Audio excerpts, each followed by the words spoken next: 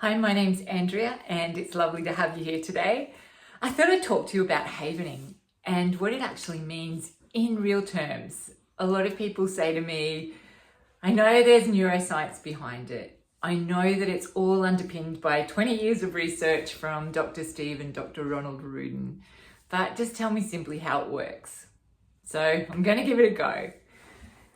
When you have a traumatic event in your life, what happens is there's an electrical and chemical process that takes place. And when that takes place, it works in a part of our brain called the amygdala, which was in our limbic brain in the back here. What our amygdala is responsible for, it's a detector of danger, and its whole aim is to keep us safe. And it does it really, really well. So just keep that in the back of your mind that we're working on the amygdala. We've got a traumatic memory. The doctors, Ronald and Stephen Rudin, after doing their research, found that there needed to be 4 things present for a memory to be encoded in the amygdala as a traumatic memory. And that was, first of all, the event. The event needed to be a traumatic one. Second, it needed to have meaning for that person. And we all have a different experience of different events. And so for one, it may not be traumatic, but for you, if you're having a traumatic event that is being encoded in the amygdala, it needs to have meaning for you. The third thing is the landscape of your brain needs to be vulnerable. Often we have a vulnerable landscape of our brain if we've experienced trauma before, if we've grown up with abuse, or it could be that we've had a great life up until now, but we might be going through a significant relationship issue, we might be going through divorce, and that will make our landscape of our brain vulnerable. Okay, so we've got the event, the meaning for you, the landscape of your brain is vulnerable, and the fourth component, which is really, really important, is this feeling of inescapability. You can't escape. Whether that's a physical thing, so you might be trapped in a car if you're in a car accident, or it can be an emotional thing. So it may be that you were in an abusive relationship and you had no way of getting out. You're financially stuck, or you didn't know where to go. You weren't able to move. So emotionally, it could be that you haven't got an escape route. Okay? So we've got those 4 things. We've got the traumatic event.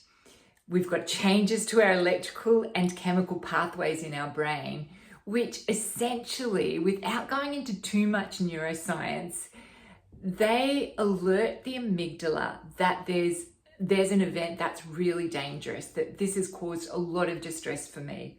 The amygdala then goes, okay, I want to make sure that I've got all of the information around this event so that if there's ever a skerrick of indication that it's going to come again for you, I'm going to be well prepared. I'm going to be hyper vigilant to make sure that it doesn't happen again for you, that we've activated your response, your fight and flight response, so that you're prepared to take action and we can protect your body.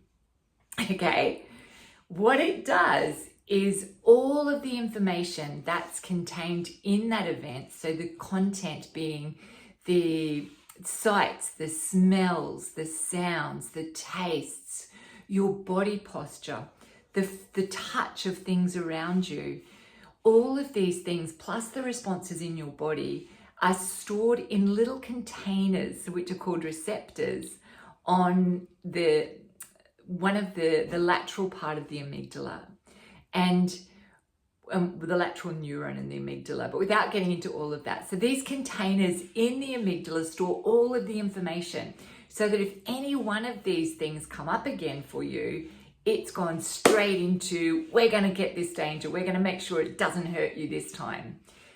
The way that it does this is, say you're walking down the street, it's years later, you've not in any danger at all, you're absolutely fine, but unconsciously, you smell a smell, and that smell was related to that event that you had been in many, many years ago.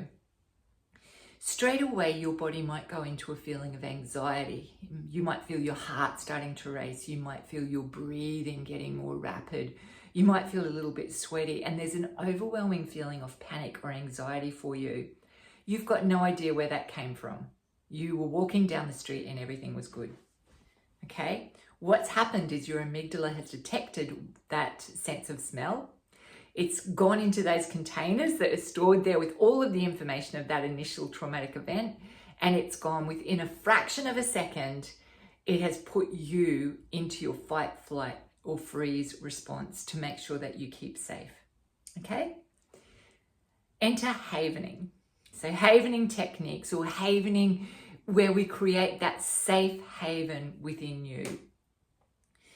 It changes that electrical and chemical pathway through the safe touch, the safe therapeutic touch that we apply.